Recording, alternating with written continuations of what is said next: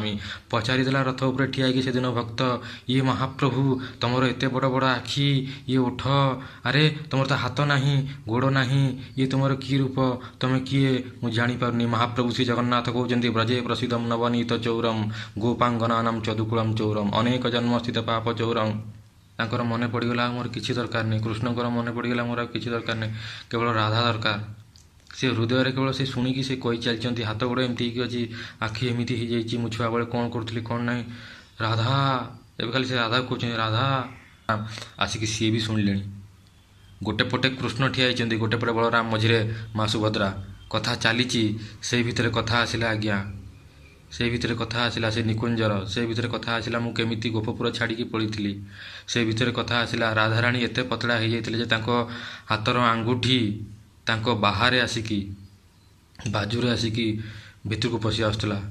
ସେଇ ଭିତରେ କଥା ଆସିଲା ଆଜ୍ଞା ସେ ବିରହର ଭାବ, ସେ ଭିତରେ କଥା ଆସିଲା ଗୋପୀମାନେ କେମିତି କାନ୍ଦୁଥିଲେ, କେତେ କଷ୍ଟ ସହିଛନ୍ତି, କେତେ ଯାତନା ସହିଛନ୍ତି ତାଙ୍କ ପାଖରୁ। ଯେତିକି ଅଷ୍ଟପାଟରାଣୀ ପୁରା ଧ୍ୟାନ ମଗ୍ନ ହେଇକି ସବୁ ଶୁଣୁଛନ୍ତି, କୃଷ୍ଣଙ୍କର କଥା ନା ଆଜ୍ଞା। ରୋମାଞ୍ଚିତ ହେଇଗଲେ, ଆଖି ବଡ଼ ହେଇଗଲା, ପାଟି ଏମିତି ହେଇଗଲା। ଜୟ ଶ୍ରୀକୃଷ୍ଣ, ଜୟ ମହାପ୍ରଭୁ ଶ୍ରୀ ଜଗନ୍ନାଥ ସ୍ୱାମୀ। ଭକ୍ତଗଣ, ସାଙ୍ଗମାନେ, ମାତାଜୀ, ପ୍ରଭୁଜୀ, ମହାପ୍ରଭୁ ଶ୍ରୀ ଜଗନ୍ନାଥଙ୍କର କୃପା ଆପଣଙ୍କ ଉପରେ ବରଷୁଥାଉ। ଜଗଦ୍ଗୁରୁଙ୍କର ଆଶୀର୍ବାଦ ନେଇ ମୁଁ କଥାଟି ଆରମ୍ଭ କରୁଛି। କୃଷ୍ଣର ଏ ରୂପ କାହିଁକି? ମହାପ୍ରଭୁ ଶ୍ରୀ ଜଗନ୍ନାଥ ଭଗବାନ ଶ୍ରୀକୃଷ୍ଣଙ୍କର ଏମିତି ରୂପ କାହିଁକି? ଇଏ ସମୟ ହେଉଛି ଦ୍ୱାପର ଯୁଗ। ଦ୍ୱାପର ଯୁଗରେ ଯେତେବେଳେ ମହାପ୍ରଭୁ ଭଗବାନ ଶ୍ରୀକୃଷ୍ଣ ନିଜେ ଆସିଥିଲେ, ଅବତାର ନୁହେଁ ଆଜ୍ଞା, ଭଗବାନ ଶ୍ରୀକୃଷ୍ଣ ହେଉଛନ୍ତି ଅବତାରୀ, ଆଉ ବାକି ସବୁ ହେଉଛନ୍ତି ତାଙ୍କ ଅବତାର। ଭଗବାନ ଶ୍ରୀକୃଷ୍ଣ ମାନେ ଜଗନ୍ନାଥ, କୃଷ୍ଣ, ଶ୍ରୀକୃଷ୍ଣ, ଚୈତନ୍ୟ ମହାପ୍ରଭୁ, ଏ ତିନି ଜଣଙ୍କ ଭିତରେ ଶରୀରର କିମ୍ବା ଲୀଳାର ବି କୌଣସି ଫରକ ନାହିଁ। ଯେତେବେଳେ ସିଏ ଆସିଥିଲେ ସେତେବେଳକୁ ନିଜେ ଯେତେବେଳକୁ ସିଏ ଆସିଥିଲେ ସେତେବେଳକୁ 16 ବର୍ଷ ବୟସରେ ସିଏ ଗୋପପୁର ଛାଡ଼ି ଦେଇଥିଲେ। 16 ବର୍ଷ ବୟସରେ ଗୋପପୁର ଛାଡ଼ି ଦେଇଥିଲେ। ଗୁରୁ ସନ୍ଦୀପନୀଙ୍କ ଆଶ୍ରମରେ ରହିଲେ। ଶିକ୍ଷା ବହୁତ ଅତିଶୀଘ୍ର ସିଏ ଆଉ ଦାଉ ମାନେ ବଳଭଦ୍ର ସ୍ୱାମୀ ବଳରାମ ସମ୍ପୂର୍ଣ୍ଣ କରି ପୁଣି ଆସି ଯେହେତୁ ମଥୁରାରେ କଂସ ବାରମ୍ବାର ଆକ୍ରମଣ କରୁଥିଲେ, ଜୟଦ୍ରଥ ବାରମ୍ବାର ଆକ୍ରମଣ କରୁଥିଲେ।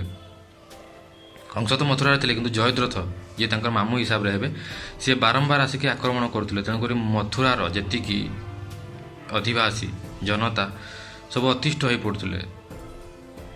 କୃଷ୍ଣ ଯାଇକି ସେଠି ଜୟଦ୍ରଥଙ୍କୁ କାଢ଼ିକି ଅସୁରମାନଙ୍କୁ ମାରିକି ମଥୁରାରେ ରହିଲେ। ତଥାପି ବି ଜୟଦ୍ରଥ ବାରମ୍ବାର ଆକ୍ରମଣ କରୁଥାଏ। ତେଣୁକରି ସିଏ ଦ୍ୱାରିକା ଗଣରାଜ୍ୟର ସ୍ଥାପନା କଲେ। ସେଠି ଯାଇ ଦ୍ୱାରିକାରେ ଯେଉଁ ସମୁଦ୍ର ଭିତରେ ଦ୍ୱାରିକା କେଡ଼େ ସୁନ୍ଦର ଦେଖାଯାଉଛି। ଆଜି ବି ଦ୍ୱାରିକାର ଅବଶେଷ ଆପଣ ପାଇପାରିବେ, ପାଣି ତଳେ ଗଲେ ଯାଇପାରିବେ। ଯଦି ଆପଣ ଗୋତାଖୋର ଯେଉଁଟା କହନ୍ତି ସ୍କାଏ ମେରାଇନ୍ ଡ୍ରାଇଭିଂ ଭିତରୁ ଯାଇକି ଆପଣ ଦେଖିପାରିବେ। ମହାପ୍ରଭୁ ଶ୍ରୀ ଜଗନ୍ନାଥ ଭଗବାନ ଶ୍ରୀକୃଷ୍ଣ ସେଠି ଯାଇକି ରହିଲେ। ରହିସାରିଲା ପରେ କିନ୍ତୁ ସେ ମାଆଙ୍କୁ ଯେତେବେଳେ ଘରୁ ଯାଇଥିଲେ 16 ବର୍ଷ ବୟସରେ, ସେତେବେଳେ ସେ ମାଆଙ୍କୁ କଥା ଦେଇଥିଲେ, ମା ଯଶୋଦାଙ୍କୁ, ମା ଦେବକୀଙ୍କୁ, ଯେ ମୁଁ ନିଶ୍ଚିତ ଭାବରେ ସବୁ ମୋର କର୍ତ୍ତବ୍ୟ ସରିଗଲା ପରେ, ମୁଖ୍ୟ କର୍ତ୍ତବ୍ୟ, ତାପରେ ମୁଁ ଆସିବି ନିଶ୍ଚିତ ଭାବରେ ଗୋପପୁରକୁ। ମଥୁରାରେ ଯାଇକି ରହିଲେ, ଦ୍ୱାରିକା ଗଣରାଜ୍ୟ ସ୍ଥାପନ କଲେ, ମହାଭାରତ ଯୁଦ୍ଧ ହେଲା, ଅର୍ଜୁନର ସାରଥୀ ହେଲେ, ଗୀତା ଜ୍ଞାନ ଦେଲେ। ଅନେକ କଥା ହେଇସାରିଲା ପରେ ଯୁଧିଷ୍ଠିରଙ୍କର ରାଜସ୍ୱ ଯଜ୍ଞ କଲେ, ତାଙ୍କୁ ବସେଇକି ରାଜ୍ୟ ଶାସନ କରିକି ସେ ଫେରି ଆସିଲେ। ଯେତେବେଳକୁ ଏବେ ଭାବିଲେ ଯେ ମୁଁ ଗୋପପୁର ଯିବା ଦରକାର। ଯେତେବେଳେ ସେ ଗୋପପୁର ଆସିଲେ, ଗୋପପୁର ଆସି ସାରିକି ସେଠି ଆଉ ସେ ଘରେ ରହନ୍ତି ନାହିଁ। ତାଙ୍କର ମନେ ପଡ଼େ ସେଇ ଛୁଆବେଳର କଥା, ସେ କଦମ୍ବମୂଳ, ସେ ବଂଶୀ ସ୍ୱନ, ରାଧା, ଗୋପୀ, ତାଙ୍କର ସାଙ୍ଗ ଯେତିକି ସୁବାଳା, ମଧୁମଙ୍ଗଳ, ଏମାନେ ସମସ୍ତଙ୍କ କଥା ମନେ ପଡ଼େ। ସେ କୁଞ୍ଜବନ, ନିକୁଞ୍ଜ, ସବୁ ସେ ତାଙ୍କର 9 ଲକ୍ଷ ଗାଈ, ସବୁ ତାଙ୍କର ମାଙ୍କଡ଼, ଦଧିଲୁ, ସବୁ ମନେ ପଡ଼େ। ସେ କହିଲେ ରହିହେବନି, ଯିବା ବୁଲିବା ପାଇଁ ଯିବା। କିନ୍ତୁ ସାଙ୍ଗରେ ଆସିଥିଲେ ତାଙ୍କର ଅଷ୍ଟପାଟରାଣୀ। 16,000 ରାଣୀ ତ ଆସିପାରିବେନି, ଅଷ୍ଟପାଟରାଣୀ ଆସିଥିଲେ।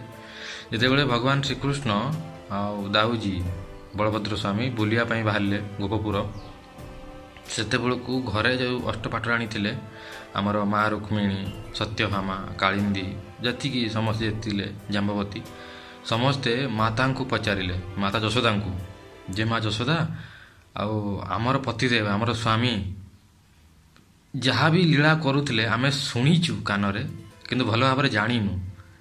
ଆମେ ଆପଣଙ୍କ ମୁହଁରୁ ଶୁଣିବା ପାଇଁ ଚାହୁଁଛୁ, କାହିଁକିନା ଆପଣ ଏହାର ପ୍ରତ୍ୟକ୍ଷଦର୍ଶୀ।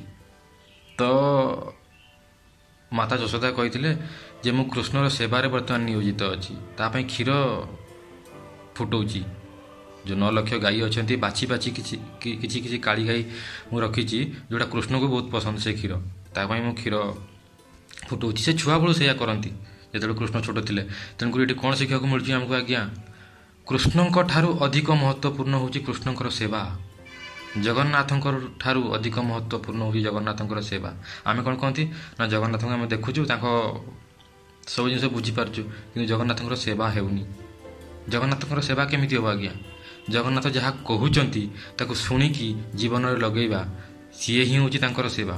ଆପଣ କହୁଛନ୍ତି ମୁଁ ବାପାଙ୍କୁ ମାନୁଛି, ବାପା କହୁଛନ୍ତି ବାପାଙ୍କୁ ଧୂପ ଦୀପ ଦେବି, ସବୁ କାମ କରିବି, ବାପା ପାଣି ଗ୍ଲାସ ମାଗୁଛନ୍ତି ତାଙ୍କୁ ପାଣି ଗ୍ଲାସ ଆଣିକି ଦେବିନି, ଇଏ କି ସେବା? ଜଗନ୍ନାଥ ଯାହା କହୁଛନ୍ତି ସେଇଟା ମାନ, କେହି ମାନୁନାହାନ୍ତି। ଆମିଷ ଖାଇଚାଲ, ପିଆଜ ରସୁଣ ଖାଇଚାଲ, ପରନିନ୍ଦା ପରଚର୍ଚ୍ଚା କରିଚାଲ, ହେଉନି, ଭକ୍ତି ହେଉନି। ଜଗନ୍ନାଥ କ'ଣ ଭାବୁଛନ୍ତି ମୂର୍ଖ? ସବୁ ଦେଖୁଛନ୍ତି ସିଏ ଆଜ୍ଞା, ଚକା ଆଖି ସବୁ ଦେଖୁଛି। ଛାଡ଼ନ୍ତୁ। ଯେତେବେଳେ ଆସିଲେ କହିଲେ ମୁଁ କୃଷ୍ଣର ସେବା କରୁଛି, କ୍ଷୀର ଫୁଟୁଛି, କ୍ଷୀର କେତେବେଳେ ଉତୁରିଯିବ ଜାଣି ହେବନି। ତୁମେ ସମସ୍ତେ ଗୋଟେ କାମ କର, ଯେତିକି ଆମର ଅଷ୍ଟପାଟ୍ରାଣୀ ଅଛ, ତୁମେ ମା ରୋହିଣୀଙ୍କ ପାଖକୁ ଯାଅ। ମା ରୋହିଣୀ ସବୁ ଦେଖିଛନ୍ତି, ସିଏ ବି କହିପାରିବେ ଏକା କଥା। ମା ରୋହିଣୀଙ୍କ ପାଖକୁ ଯେତେବେଳେ ଗଲେ, ମା ରୋହିଣୀ କହିଲେ ଦେଖନ୍ତୁ ମୁଁ କହିଦେବି ତୁମକୁ, ସବୁ ଭଲ ବି ଲାଗିବ ତୁମକୁ, କୃଷ୍ଣର ଲୀଳା, ଦାଉର ଲୀଳା, ମାନେ ବଳଭଦ୍ରଙ୍କ ଲୀଳା, କିନ୍ତୁ ମନେ ରଖ ଯଦି କୃଷ୍ଣ ପଳେଇ ଆସେ, ସିଏ ବର୍ତ୍ତମାନ ଦ୍ୱାରିକା ଗଣରାଜ୍ୟର ସମ୍ରାଟ, ତା ସହିତ ବଳଭଦ୍ର ଅଛି, ସେ କ'ଣ ଭାବିବେ ଯେ ସେ କେମିତି ଦୌଡ଼ୁଥିଲା, ଆମେ ତାକୁ କେମିତି ବାଡ଼ଉଥିଲୁ, କେମିତି ଲହୁଣୀ ଚୋରି କରୁଥିଲା, ଆମେ ତାକୁ କେମିତି ବାନ୍ଧୁଥିଲୁ, ଦାମୋଦର ଲୀଳା, ଗୋପୀଙ୍କ ପଛରେ କେମିତି ଯାଉଥିଲା, ଗୋବର କେମିତି ଉଠଉଥିଲା, ଗାଈ କେମିତି ଚରାଉଥିଲା, ବଂଶୀ କେମିତି ବଜାଉଥିଲା। ଏ ଗୁଡ଼େ କଥା ଅଛି, ଗୁଡ଼େ କଥା ଅଛି, ଯେଉଁଗୁଡ଼ାକ ଯଦି ମୁଁ କହିବି ବର୍ତ୍ତମାନ, ଯଦି ଭୁଲରେ ଯଦି କୃଷ୍ଣ ଶୁଣିଦିଏ ଚୁପଚାପ ଆସିକି, କି ବଳଭଦ୍ର ଆସିକି ଶୁଣିଦିଏ, ବଳରାମ ଆସିକି ଶୁଣିଦିଏ, ଆମକୁ କ'ଣ ଭାବିବ ସିଏ? ଏ ବୟସରେ ମୁଁ ଏତେ ବଡ଼ ହେଲିଣି, ମୋତେ ଏଇସବୁ କଥା ଗୁଡ଼ାକ ମୋ ସ୍ତ୍ରୀମାନଙ୍କ ସାମ୍ନାରେ ଆପଣ କହୁଛନ୍ତି, ମୋ ରାଣୀମାନଙ୍କ ସାମ୍ନାରେ ଆପଣ କହୁଛନ୍ତି, ମା, ତାକୁ ଖରାପ ଲାଗିପାରେ। କୃଷ୍ଣଙ୍କୁ କିଛି ଖରାପ ଲାଗେନି, କିନ୍ତୁ ଯେହେତୁ ସେ ମା ହିସାବରେ ଭାବୁଛନ୍ତି ଛୁଆ ଆମର ବଡ଼ ହୋଇଗଲାଣି, ତେଣୁକରି ସେ କହିଲେ ସୁଭଦ୍ରା ତୁ ଗୋଟେ କାମ କର, ତୁ ଯାଇକି ମୁଁ ଏଇ ଘରେ କହୁଛି, ଏ ଘରର ଦ୍ୱାର ପାଖରେ ଯାଇକି ଠିଆ ହେଇଥିବୁ, ଯେତେବେଳେ କୃଷ୍ଣ ବଳରାମ ଆସିବେ ମନା କରିଦେବୁ, ଆମେ କଥା ବନ୍ଦ କରିଦେବୁ। ସେ ଶୁଣିଲେ ଖରାପ ଭାବିବେ ନା, ଯେ ଗୋପୀମାନଙ୍କର ଯେଉଁ ଶାଢ଼ୀ ମୁଁ ଚୋରେଇକି ନେଇଯାଉଥିଲି ସେ ଯେତେବେଳେ ଗାଧୋଉଥିଲେ। ତ ସୁଭଦ୍ରା କହିଲେ ଠିକ୍ ଅଛି, ମୁଁ ଶୁଣି ବି ପାରିବି ଆପଣ ଯାହା କହିବେ, ଆଉ କାହିଁକିନା ମୁଁ ସେତେବେଳେ ମୁଁ ଥିଲି ନା, ଯେତେବେଳେ ଲୀଳା ଚାଲିଥିଲା, ଅଳ୍ପ ବହୁତ ମୁଁ ଥିଲି, କାହିଁକିନା ମୁଁ ସାନ ଥିଲି, ସବୁ ତ ଶୁଣିନି, ଯେତିକି ଶୁଣିଛି ବହୁତ ଶୁଣିଛି, ମୁଁ ଶୁଣିଛି। ଆଉ ମୁଁ ଯାଇକି ଠିଆ ହେଉଛି, ଯେତେବେଳେ କୃଷ୍ଣ ବଳରାମ ଆସିବେ, ଭାଇ ଯେତେବେଳେ ଆସିବେ, ବଡ଼ ଭାଇ ଆସିବେ, କୃଷ୍ଣ ଯେତେବେଳେ ଆସିବ, କୃଷ୍ଣ ଭାଇ ଯେତେବେଳେ ଆସିବ, ମୁଁ କହିଦେବି ଆପଣଙ୍କୁ, ଆଉ ଇସାରା କରିଦେବି, ଆପଣ କଥା ବନ୍ଦ କରିଦେବେ। ସୁଭଦ୍ରା ଯାଇକି ଠିଆ ହେଇଗଲେ ଏରୁଣ୍ଡି ବନ୍ଧ ପାଖରେ। ଏପଟେ କଥା ଚାଲିଲା, କଥା ଚାଲୁ ଚାଲୁ ଏତେ ସୁନ୍ଦର ସୁନ୍ଦର କଥା ଆସିଲା, ଶକଟାସୁର କଥା ଆସିଲା, ସେଠି ପୁତନା କଥା ଆସିଲା, ସେଠି ତୃଣାଭର୍ତ୍ତ କଥା ଆସିଲା, ଗୁଡ଼େ କଥା ଆସିଲା, ସେ କଦମ୍ବବୁନ କଥା ଆସିଲା, ସବୁ ଆସିଲା। ଯେତିକି ଅଷ୍ଟପାଟ୍ରାଣୀ ପୁରା ଧ୍ୟାନ ମଗ୍ନ ହେଇକି ସବୁ ଶୁଣୁଛନ୍ତି, କୃଷ୍ଣଙ୍କର କଥା ନା ଆଜ୍ଞା, ସବୁ ଆଉ ସେଥିରେ ମା ସୁଭଦ୍ରାଙ୍କ ବି କଥା ଆସୁଛି, ମା ସୁଭଦ୍ରା ନିଜ କଥା ଶୁଣୁଛନ୍ତି, ସିଏ ଆହୁରି ଖୁସି। ଆପଣ ଦେଖନ୍ତୁ ଆଜ୍ଞା, ଆପଣଙ୍କ କଥା କିଏ କହିବ ସୁନ୍ଦର ସୁନ୍ଦର ଭାବରେ, ଆପଣ ଖୁସି ହେଇଯିବେନି, ରୋମାଞ୍ଚିତ ହେଇଯିବେନି, ଲୋମ ଟାଙ୍କୁରି ଉଠିବ ଆପଣଙ୍କର।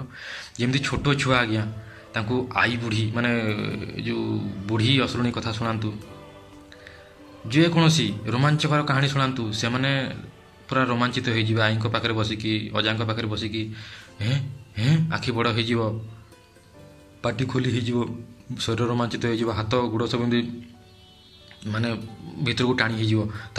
ତାପରେ କ'ଣ ହେଲା? ତାପରେ ସେ ଯେଉଁ ବୁଢ଼ୀ ଅସୁରୁଣୀର ଯେଉଁ ଜୀବନଟା କେଉଁଠି ଥିଲା? 7 ତାଳ ପାଣି ଭିତରେ। ତାପରେ କ'ଣ ହେଲା? ଏମିତି ଶୁଣି ଶୁଣି ଆସିବେ, ସିଧା କଥା। ଏମାନେ କଥାବାର୍ତ୍ତା ହେଇଛନ୍ତି, ମାନେ ତାଙ୍କ କଥା ଚାଲିଛି କୃଷ୍ଣ ଆଉ କୃଷ୍ଣଙ୍କ ଲୀଳାର, ବଳରାମଙ୍କର ଲୀଳାର, କି ଦିବ୍ୟ ଲୀଳା ସିଏ। ସମସ୍ତେ ରୋମାଞ୍ଚିତ ହେଇଛନ୍ତି, ଭୁଲି ଯାଇଛନ୍ତି ସେଇ ସମୟରେ କୃଷ୍ଣ, ଭଗବାନ ଶ୍ରୀକୃଷ୍ଣ ଆଉ ମହାପ୍ରଭୁ ଶ୍ରୀ ବଳଭଦ୍ର ସ୍ୱାମୀ ବଳରାମ ଆସିକି ସିଏ ବି ଶୁଣିଲେଣି। ଗୋଟେ ପଟେ କୃଷ୍ଣ ଠିଆ ହେଇଛନ୍ତି, ଗୋଟେ ପଟେ ବଳରାମ, ମଝିରେ ମା ସୁଭଦ୍ରା। କଥା ଚାଲିଛି, ସେଇ ଭିତରେ କଥା ଆସିଲା ଆଜ୍ଞା, ସେ ଭିତରେ କଥା ଆସିଲା ସେ ନିକୁଞ୍ଜର, ସେ ଭିତରେ କଥା ଆସିଲା ମୁଁ କେମିତି ଗୋପପୁର ଛାଡ଼ିକି ପଳେଇଥିଲି, ସେ ଭିତରେ କଥା ଆସିଲା ରାଧାରାଣୀ ଏତେ ପତଳା ହେଇଯାଇଥିଲେ ଯେ ତାଙ୍କ ହାତର ଆଙ୍ଗୁଠି ତାଙ୍କ ବାହାରେ ଆସିକି ବାଜୁରେ ଆସିକି ଭିତରକୁ ପଶି ଆସୁଥିଲା। ସେ ଭିତରେ କଥା ଆସିଲା ଆଜ୍ଞା ସେ ବିରହର ଭାବ, ସେ ଭିତରେ କଥା ଆସିଲା ଗୋପୀମାନେ କେମିତି କାନ୍ଦୁଥିଲେ, କେତେ କଷ୍ଟ ସହିଛନ୍ତି, କେତେ ଯାତନା ସହିଛନ୍ତି ତାଙ୍କ ପାଖରୁ, ମାନେ ତାଙ୍କ ଘର ଲୋକଙ୍କ ପାଖରୁ, ଯେ ଖାଲି କୃଷ୍ଣଙ୍କୁ ଭଲ ପାଉଥିଲେ ବୋଲି ପରକିଆ ପ୍ରୀତି। ସେ ଭିତରେ କେତେ ଭିତରେ କଥା ଆସିଛି। ଏସବୁ ଶୁଣିକି ତାଙ୍କ ଦେହ ଯେତିକି ରୋମାଞ୍ଚିତ ହୋଇଗଲା, କୃଷ୍ଣଙ୍କର, ବଳରାମଙ୍କର, ସୁଭଦ୍ରାଙ୍କର, ସମସ୍ତଙ୍କର ହାତ ଧୀରେ ଧୀରେ ଭିତରକୁ ଟାଣି ହୋଇଗଲା, ରୋମାଞ୍ଚିତ ହୋଇଗଲେ, ଆଖି ବଡ଼ ହୋଇଗଲା, ପାଟି ଏମିତି ହୋଇଗଲା। ଧୀରେ ଧୀରେ ସେ ଭିତରକୁ ତାଙ୍କ ହାତ ସବୁ ଯେତିକି ଅଙ୍ଗ ପ୍ରତ୍ୟଙ୍ଗ ସବୁ ଭିତରକୁ ଟାଣି ହୋଇଗଲା ଆଜ୍ଞା। ଯେମିତି ଛୋଟ ଛୁଆଙ୍କର ହୁଏ। ଇଏ ତ କେବଳ କାହାଣୀ କଥା କୁହାଉଛି ଆଜ୍ଞା, ଯେଉଁ ବୁଢ଼ୀ ଅଶୁଣୀ କାହାଣୀ ହେଉ, ଛୁଆବେଳର କାହାଣୀ ହେଉ, କିନ୍ତୁ ଯେତେବେଳେ ଦିବ୍ୟ କଥା ହେବ, ଭଗବାନ ଶ୍ରୀକୃଷ୍ଣ ତ ଆଉ ନର୍ମାଲ ନୁହନ୍ତି, ସେ ନିଜେ ଦିବ୍ୟ, ତାଙ୍କ ଶରୀର ଆଉ ତାଙ୍କ ଭିତରେ କିଛି ଫରକ ନାହିଁ, ସେ ଦିବ୍ୟ। ତେଣୁକରି ଯେତେବେଳେ ଦିବ୍ୟ ହେଲା, ସେ ହାତ ସବୁ ଭିତରକୁ ଆସିଗଲା, ସିଏ ବହୁତ ମାନେ ଉନ୍ମାଦରେ ପଳେଇ ଆସିଲେ, ଏତେ ଭାବରେ ପଳେଇ ଆସିଲେ। ସେ ଭିତରେ ରାଧାଙ୍କ କଥା ଆସିଲା, ରାଧାରାଣୀ କେମିତି ବିରହରେ ଥିଲେ, କେମିତି କାନ୍ଦୁଥିଲେ। କୁହାଗଲା ଏଇ ଯେଉଁ ନଦୀ ବହିଯାଉଛି ଇଏ କେବଳ ରାଧାର ଆଶୁ, ମାନେ ତାଙ୍କ ଲୁହରେ ଏଇ ନଦୀ ହେଇଛି, ଗୋପୀମାନଙ୍କର ଲୁହରେ ନଦୀ ହେଇଛି। ତାଙ୍କର ମନେ ପଡ଼ିଗଲା ମୋର କିଛି ଦରକାର ନାହିଁ, କୃଷ୍ଣଙ୍କର ମନେ ପଡ଼ିଗଲା ମୋର ଆଉ କିଛି ଦରକାର ନାହିଁ, କେବଳ ରାଧା ଦରକାର। ସେ ହୃଦୟରେ କେବଳ ସେ ଶୁଣିକି ସେ କହି ଚାଲିଛନ୍ତି, ହାତ ଗୋଡ଼ ଏମିତି ହେଇକି ଅଛି, ଆଖି ଏମିତି ହେଇଯାଇଛି, ମୁଁ ଛୁଆବେଳେ କ'ଣ କରୁଥିଲି କ'ଣ ନାହିଁ, ରାଧା। ଏବେ ଖାଲି ସେ ରାଧାକୁ କହୁଛନ୍ତି, ରାଧା ରାଧା ରାଧା ତୁ କୁଆଡ଼େ ଗଲୁ, ମୋର ରାଧା ଦରକାର, କେବଳ ରାଧା ଦରକାର, ରାଧା। ଗୋପୀମାନଙ୍କର କଥା ଦରକାର, ଗୋପୀ କୁଆଡ଼େ ଗଲେ ସବୁ। ଏ କଥା ଆମେ ବୁଝିପାରିବାନି ଆଜ୍ଞା, ଆମେ ଏତେ ନୀଚ, ଏତେ ପାପୀ, ଏ ଜିନିଷକୁ ଆମେ ବୁଝିପାରିବାନି, ଆମ ଆଖିରୁ ଲୁହ ବାହାରିବନି, ଲୁହ ଆମର ବାହାରିବନି। ସେ ରାଧାକୁ ଭାବିକି ରାଧା ରାଧା ରାଧା। ତେଣୁକରି ଭଗବାନ ଶ୍ରୀକୃଷ୍ଣ ଏମିତି ଦେଖାଯାଆନ୍ତି। ଏ ରୂପ ତାଙ୍କର ଜଗନ୍ନାଥଙ୍କର, ଏ ରୂପ ତାଙ୍କର ରାଧା ବିରହ ଭାବ, ୟାକୁ କୁହାଯାଏ ରାଧା ବିରହ ଠାକୁର। କଥା ଚାଲିଛି, କଥା ସରୁନି। ଏ ସମୟରେ ସବୁବେଳେ ବିନା ୱାର୍ଣ୍ଣିଂରେ କିଏ ପଶି ଆସନ୍ତି କୁଣିଆ ହେଇକି, ନାରଦ ମୁନି। ସିଏ ପଶି ଆସିଲେ, ସିଏ ଦେଖିଲେ କଥା ଚାଲିଛି, ସିଏ ବି ଶୁଣିବାରେ ଲାଗିଲେ, କିନ୍ତୁ ହଠାତ୍ ଦେଖିଲେ ଯେ ଏଠି 3 ଜଣ ଠିଆ ହେଇଛନ୍ତି, ହାତ ପୁରା ଏମିତି ତାଙ୍କର ଭିତରକୁ ପଳେଇଛି, ଆଖି ବଡ଼ ହେଇଯାଇଛି, ଓଠ ଏମିତି ହେଇଯାଇଛି। କିଛି ସମୟ ପରେ ଜାଣିପାରିଲେ ଇଏ କୃଷ୍ଣ, ବଳରାମ ଆଉ ମା ସୁଭଦ୍ରା। ସେ ଯାଇକି କଥା ବନ୍ଦ କରେଇଲେ ମା ରୋହିଣୀଙ୍କ ପାଖରୁ, କଥା ବନ୍ଦ କରନ୍ତୁ, କୃଷ୍ଣ, ବଳରାମ ଆଉ ସୁଭଦ୍ରା ଏମାନେ ବହୁତ ଏକ୍ସଟେସିରେ ପଳେଇ ଆଇଲେଣି, ଏମାନେ ବହୁତ ଭାବରେ ପଳେଇ ଆସିଲେଣି। କଥା ବନ୍ଦ ହେବା ପରେ ଧୀରେ ଧୀରେ ତାଙ୍କର ସ୍ୱାଭାବିକ ଅବସ୍ଥାକୁ ଆସିଲେ କୃଷ୍ଣ, ବଳରାମ ଆଉ ମା ସୁଭଦ୍ରା। କିନ୍ତୁ ଏତେ ସୁନ୍ଦର ରୂପ କେବେ କେହି ଦେଖିନଥିଲେ, ନା ନାରଦ ମୁନି ନିଜେ ଦେଖିନଥିଲେ। ନାରଦ ମୁନି କହିଲେ, ମହାପ୍ରଭୁ ଆପଣଙ୍କର ଏଇ ଯେଉଁ ରୂପଟା ଦେଖିକି ମୋତେ ଭାରି ଭଲ ଲାଗିଲା, ଆପଣ ଆପଣଙ୍କ ଯେଉଁ ଲୀଳା ଯେଉଁ ଚାଲିଥିଲା ସିଏ ତ ଶୁଣିକି ଅଲଗା, କିନ୍ତୁ ଏ ରୂପ ବି ଆପଣଙ୍କର ମୁଁ କେବେ ଦେଖିନଥିଲି, କେତେ ସୁନ୍ଦର ଦେଖାଯାଉଥିଲା ଏ ରୂପ, ଇଏ ରାଧା ବିରହ ରୂପ ଆପଣଙ୍କର, ଏ ରୂପ ମୋତେ ଆଉ କେବେ ଦେଖିବାକୁ ମିଳିବନି। ସୁଭଦ୍ରା ବି କହିଲେ ମୋତେ ବି ଏ ରୂପଟା ନେଇକି ବଢ଼ିଆ ଲାଗୁଥିଲା। ଦାଉ ମାନେ ବଳଭଦ୍ର ସ୍ୱାମୀ ବି କହିଲେ, ବଳରାମ କହିଲେ ମୋତେ ବି ଏ ରୂପ ନେଇକି ଭାରି ଭଲ ଲାଗୁଛି, ଆମେ ଗୋଟେ କାମ କରିବା, ଏ କୃଷ୍ଣ ରୂପ ଯେତେବେଳେ ଆମର ସରିଯିବ, ଏ ଲୀଳା ସରିଯିବ, ତାପରେ ଆମେ ଦାରୁ ବିଗ୍ରହ ରୂପ ନେଇକି ନୀଳକନ୍ଦର ନୀଳାଦ୍ରିରେ ଯାଇକି ବିଜେ କରିବା, ଏଇଟା ଭଲ ଲାଗିବ ଏ ରୂପ। ଆପଣ ଆଖି ଖୋଲିକି ଦେଖନ୍ତୁ, କୃଷ୍ଣଙ୍କର କେଉଁ ଜାଗାରେ ସବୁ ଜାଗାରେ ରାଧା ଥିବେ, କିମ୍ବା ବିଷ୍ଣୁଙ୍କର ସାଥିରେ ଲକ୍ଷ୍ମୀ ଥିବେ, କେବେ ଭାଇ ଭଉଣୀ ସାଙ୍ଗରେ ନଥିବେ, ଭାଇ ଭଉଣୀକି ସାଙ୍ଗରେ ଧରି ସେ ନୀଳାଦ୍ରି ନୀଳକନ୍ଦରରେ କେମିତି ରହିଛନ୍ତି ମହାପ୍ରଭୁ। ଇଏ କେବଳ ଆମର ଏଇ ଓଡ଼ିଶାରେ ଦେଖିବାକୁ ମିଳେ, 4.5 କୋଟି ଓଡ଼ିଆ, ଆମେ କେତେ ଭାଗ୍ୟବାନ ଭାବନ୍ତୁ। ଇଏ ସେ ଠାକୁର ଯିଏ ରାଧା ବିରହ ଭାବରେ ଭାବ ବିହ୍ୱଳ, ଇଏ ସେ ଠାକୁର ଯିଏ କେବେ ରାଗି ପାରିବେନି, କାହାକୁ ଅଭିଶାପ ଦେଇପାରିବେନି, କେବେ କ୍ରୋଧ କରିପାରିବେନି। ଇଏ ସେ ଠାକୁର, ସିଏ କେବଳ କହୁଛନ୍ତି ରାଧା ରାଧା ରାଧା। ଇଏ ହେଉଛି ଜଗନ୍ନାଥ, ଇଏ ହେଉଛି ରାଧା ବିରହ ଠାକୁର, ଇଏ ହେଉଛନ୍ତି ଅନନ୍ତ କୋଟି ବ୍ରହ୍ମାଣ୍ଡ ନାୟକ ମହାପ୍ରଭୁ ଶ୍ରୀ ଜଗନ୍ନାଥ ସ୍ୱାମୀ। ପଚାରିଦେଲା ରଥ ଉପରେ ଠିଆ ହେଇକି ସେଦିନ ଭକ୍ତ, ଇଏ ମହାପ୍ରଭୁ ତମର ଏତେ ବଡ଼ ବଡ଼ ଆଖି, ଇଏ ଓଠ, ଆରେ ତମର ତ ହାତ ନାହିଁ, ଗୋଡ଼ ନାହିଁ, ଇଏ ତୁମର କି ରୂପ, ତମେ କିଏ ମୁଁ ଜାଣିପାରୁନି। ମହାପ୍ରଭୁ ଶ୍ରୀ ଜଗନ୍ନାଥ କହୁଛନ୍ତି, ବ୍ରଜେ ପ୍ରସିଦ୍ଧମ ନବନୀତ ଚୌରମ୍ ଗୋପାଙ୍ଗନାନାମ୍ ଚଦୁକୁଳମ୍ ଚୌରମ୍ ଅନେକ ଜନ୍ମସ୍ଥିତ ପାପ ଚୌରମ୍।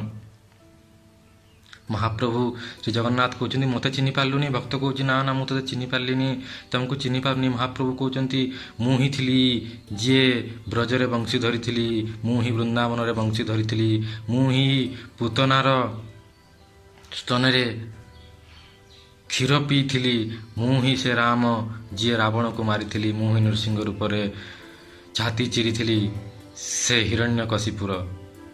ଭକ୍ତ ଏବେ ବୁଝିପାରୁଛି। ଭକ୍ତ କହୁଛି ତାହେଲେ ତମେ କ'ଣ ସେଇ ଅନନ୍ତ କୋଟି ବ୍ରହ୍ମାଣ୍ଡ ନାୟକ ମହାପ୍ରଭୁ ଶ୍ରୀହରି, ସର୍ବଶକ୍ତିମାନ ଶ୍ରୀହରି? ନା ଭଗବାନ କହୁଛନ୍ତି ମୁଁ ସେଇ ମହାପ୍ରଭୁ ଶ୍ରୀ ଜଗନ୍ନାଥ ଯିଏ ଅନନ୍ତ କୋଟି ବ୍ରହ୍ମାଣ୍ଡକୁ ଚଳାଉଛି। ମୋର କେବଳ କେବଳ କେବଳ ଚିନ୍ତା ମାତ୍ରାରେ କେବଳ ଯଦି ମୁଁ ଭାବିଦେବି ଏ ଅନନ୍ତ କୋଟି ବ୍ରହ୍ମାଣ୍ଡ ସୃଷ୍ଟି ହେଇଯିବ, ସଞ୍ଚାଳନ ହେଇଯିବ ଆଉ ତାର ଧ୍ୱଂସ ହୁଏ, ତୁ ମୋତେ କ'ଣ ଚିହ୍ନି ପାରିବୁ? କେବଳ ଭକ୍ତିରେ ମୋ ଶରଣକୁ ଯା, କେବଳ ଭକ୍ତିରେ ମୋ ଶରଣକୁ ଯା, କେବଳ ଭକ୍ତିରେ ମୋ ଶରଣକୁ ଯା। ଜୟ ଶ୍ରୀକୃଷ୍ଣ, ଜୟ ମହାପ୍ରଭୁ ଶ୍ରୀ ଜଗନ୍ନାଥ ସ୍ୱାମୀ।